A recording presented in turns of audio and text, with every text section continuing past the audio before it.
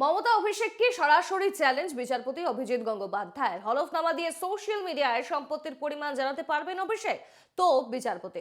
10 চক্রে ভগবান ভূত এই প্রবাদকে সত্যি হতে দেবেন না, পাল্টা কুণালের। কি বলেছেন বিচারপতি শুনুন। একদল চোর একটা অ্যাপ্লিকেশন হয়তো কোনোদিন করে বসবে সুপ্রিম কোর্টে, বিরাট বিরাট উকিলদের দাঁড় করিয়ে, যে আমরা চৌর্যবৃত্তি করে বাঁচি, আমাদের বিষয় সম্পত্তি সব চুরিচামারি করেই তৈরি করা। যদি এটা বন্ধ হয়ে যায় তাহলে আমাদের জীবন এবং জীবিকার অসুবিধে হবে। সুতরাং সেটা আর্টিকেল 21কে ভায়োলেট করবে।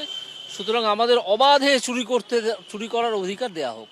এইরকম পিটিশন যদি হঠাৎ করে হয়ে যায়, একদল চোর যদি করে, এখানেই হোক বা সুপ্রিম কোর্টেই হোক, তাহলে আমি আশ্চর্য হব না। বিচারপতি অভিজিৎ গঙ্গোপাধ্যায় সকালে শুনলাম তিনি আমার বিস্তর প্রশংসা করেছেন। আসলে দুপুরে উনি ওনার মনের কথা মন খুলে বলেছেন, এজলাসে বসে বলেছেন। তার প্রতিক্রিয়া দেখে ওনার যে, উনি তো বেসিক্যালি তৃণমূল বিরোধী কমরেড শ্রেণীর, তাই ওনার আইনের গুরুদেব থেকে শুরু করে বাকি যারা সাঙ্গপাঙ্গ যারা আছেন আইনে, তারা রেড়ে করে উঠেছে এ কি, তারপরে ওনাকে দিয়ে কটূক্তি করিয়েছে। এসব দেখলে হাসি পায়, করুণা হয়। একদল চোর একটা অ্যাপ্লিকেশন হয়। এই মুহূর্তে আমাদের সঙ্গে টেলিফোন লাইনে রয়েছেন কংগ্রেস নেতা সৌম্য এইচ রয়। সৌম্যবাবু, এনকেটিভি বাংলায় স্বাগত।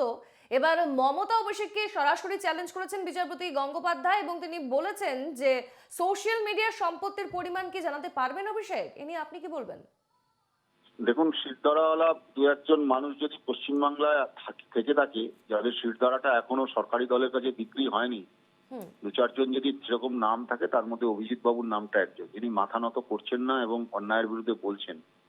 সত্যি কথাটা সহজ সরল ভাবে মাথা উঁচু করে বলার যে ক্ষমতা, বাংলার মানুষ ওনাকে শ্রদ্ধা করেন, ভালোবাসেন। কারণ বিচার ব্যবস্থার একটা বড় অংশ এই প্রতিবাদগুলো করছে, রাজনৈতিক বিরোধী দলেরা করছে এবং সরকারি দল তাকে কটূক্তি করতেও ছাড়ছে না এবং ভয়ঙ্কর আক্রমণ করছে, যে আক্রমণ নজিরবিহীন আক্রমণ। ফলে ওনার এই বক্তব্যের সাথে আমরা সহমত। হিম্মত থাকলে পাবলিক ডোমেনে আছেন, ক্ষমতা থাকলে আপনি দেখান। সত্যি সত্যি তো আপনার যদি পাবলিক ডোমেনে থাকলে তো আপনার সবকিছু দিনের আলোর মতো পরিষ্কার। আপনার সম্পত্তি কত আছে সেটা আপনি পাবলিক ডোমেনে পরিষ্কার করুন।